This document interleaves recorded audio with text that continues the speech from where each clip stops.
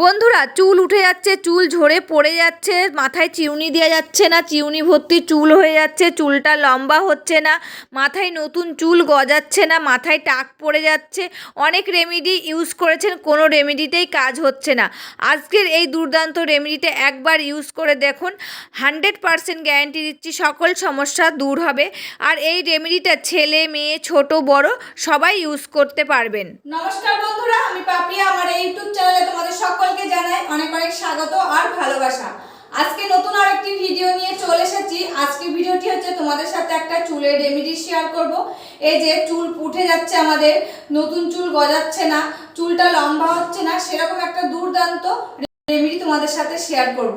তবে চলো আর বেশি কথা না বাড়িয়ে রেমেডিটা রেডি করে নিই। আর আমি রেমেডিটা কি দিয়ে তৈরি করছি তোমরা কিন্তু দেখতে থাকো, কেউ স্কিপ করবে না, স্কিপ করলে কিন্তু মিস করে যাবে। বন্ধুরা, আজকে রেমেডিটা তোমাদের শেয়ার করব এই যে পেঁয়াজ দিয়ে। তা আমি এখানে একটা বড় সাইজের পেঁয়াজ নিয়ে নিয়েছি। আর এই পেঁয়াজটা কিন্তু আমার পুরোটা লাগবে না, আমি এখান থেকে হাফের হাফ পেঁয়াজ নিয়ে নেব। পেঁয়াজটাকে কেটে আমি ধুয়ে নিয়ে চলে এসেছি। আর নিয়েছি একটা বাটি, আর নিয়েছি গ্রেটার দিয়ে আমি এবার পেঁয়াজটাকে গ্রেট করে নিচ্ছি। আর তোমরা যদি অনেকটা করো তাহলে কিন্তু তোমরা একটা মিক্সির বাটির মধ্যে পেঁয়াজগুলো কেটে দিয়ে দেবে, দিয়ে মিক্সি থেকে পেস্ট করে নিতে পারো, এমনকি শিলপাটাতেও কিন্তু পেঁয়াজটা বেটে নিতে পারো। তা আমি এই যে গ্রেটার দিয়ে কিন্তু এখন গ্রেট করে নেব।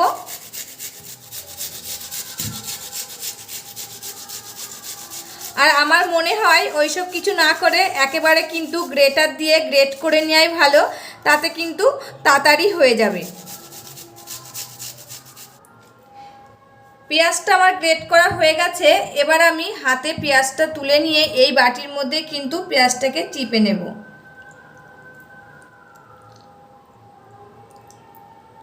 পেঁয়াজের রসটা চেপা হয়ে গেছে।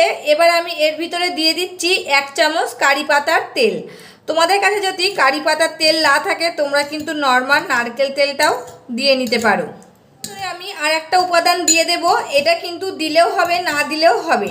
তা অনেকে কিন্তু পেঁয়াজের রস দিতে চায় না, যেহেতু পেঁয়াজের একটা উগ্র গন্ধ আছে, সেই গন্ধটা বার হবে, তার জন্য কিন্তু পেঁয়াজের রস দিতে চায় না। আর এই উগ্র গন্ধটা যদি না হয় তার জন্যে কিন্তু আমি এই উপাদানটা দেব।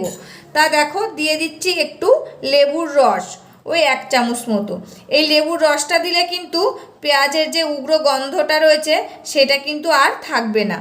তা দেখো 3টে উপাদানে কিন্তু আমি ভালো করে এবার মিশিয়ে নিচ্ছি। 3টি উপাদান কিন্তু মেশানো হয়ে গেছে। আর এই 3টি উপাদান দিয়ে যে রেমেডিটা তৈরি করেছি, এই রেমেডিটা বন্ধুরা খুবই কার্যকরী একটি রেমেডি।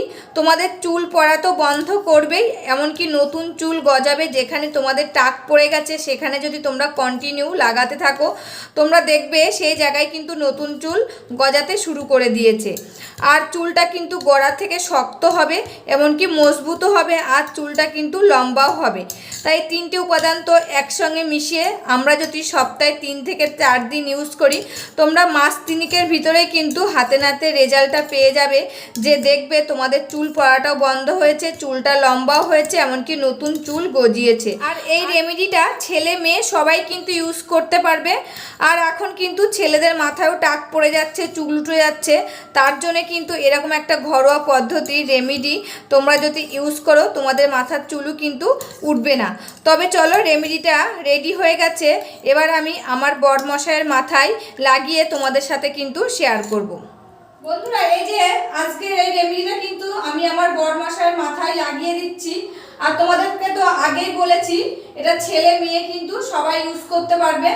আর খুব ভালো একটা রেমেডি, এটা সপ্তাহে 2 থেকে 3 দিন ইউজ করলে কিন্তু 3 মাসের মধ্যে তোমরা ফল পেয়ে যাবে। আর এগুলো কিন্তু একদিনে হয় না কিছুই, এগুলো কিন্তু কন্টিনিউ করতে হয়, তারপরে কিন্তু ফল পাওয়া যায়। তা ভালো করে চুলের গোড়ায় গোড়ায় দিয়ে হালকা হাতে কিন্তু মাসাজ করে নিতে হবে। আর জোরে জোরে ডললে কিন্তু হবে না, এতে চুলের গোড়ায় কিন্তু আঘাত লাগলে অনেক সময় কিন্তু আমাদের চুল উঠে যায়।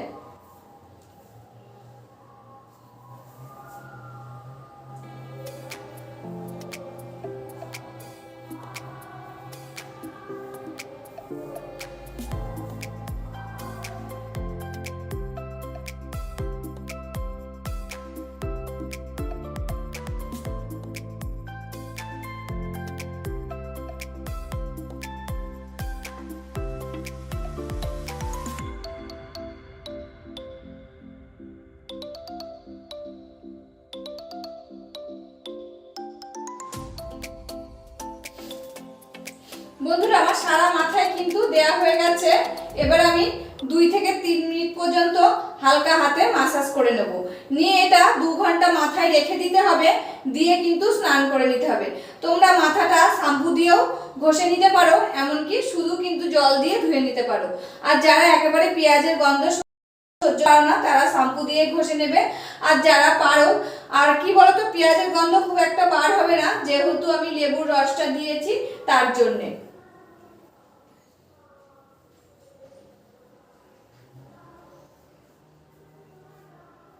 বন্ধুরা মাথায় তো লাগানো হয়ে গেছে, ওটা 2 ঘন্টা রেখে তো স্নান করে নেবে। আর আমি ভিডিওটা শেষ করার আগে তোমাদেরকে দুটো টিপস দিচ্ছি।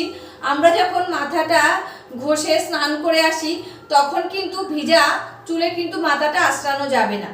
মাথাটা আঁচড়ালে তখন কিন্তু বেশি চুল ওঠে, যেহেতু আমাদের চুলের গোড়ায় তখন নরম থাকে, আর তখন কিন্তু চুলটা বেশি পরিমাণে ওঠে। আর প্রথম যখন মাথাটা আমরা আঁচড়াবো সরু চিরুনি দিয়ে আঁচড়ালে কিন্তু হবে না, এরকম মোটা চিরুনি দিয়ে কিন্তু মাথাটাকে আঁচড়াতে হবে, তাহলে কিন্তু তোমাদের চুল পড়ার ভয়টা কম থাকবে। যত চুল তোমরা সাবধানে আঁচড়াবে ততই কিন্তু তোমাদের চুল ওঠাটা বন্ধ হবে। আর চুলে কিন্তু কোনো সময় জট পাকাতে দিলে হবে না, মানে দিনে 2-3 থেকে 4 বার মাথাটাকে আঁচড়াতে হবে, তাহলে তো চুলে জট পড়বে না, তখন কিন্তু আমাদের চুল পড়াটাও বন্ধ হবে। বন্ধুরা তবে আজকের মতন ভিডিওটা আমি এখানে শেষ করছি, আবার দেখা হবে নতুন একটি ভিডিওর সাথে। তোমরা ভালো থাকবে, সুস্থ থাকবে, আর সাবধানে থাকবে, পরিবারের সকলকে ভালো রাখবে। আর আমার ভিডিওগুলি ভালো লাগলে প্লিজ একটা লাইক, কমেন্ট, শেয়ার ও সাবস্ক্রাইব করে আমার পাশে থাকবে, আমাকে প্রচুর প্রচুর ভালোবাসা দেবে। আজকের মতন এখানেই শেষ করছি, আবার দেখা হবে নতুন একটি ভিডিওর সাথে।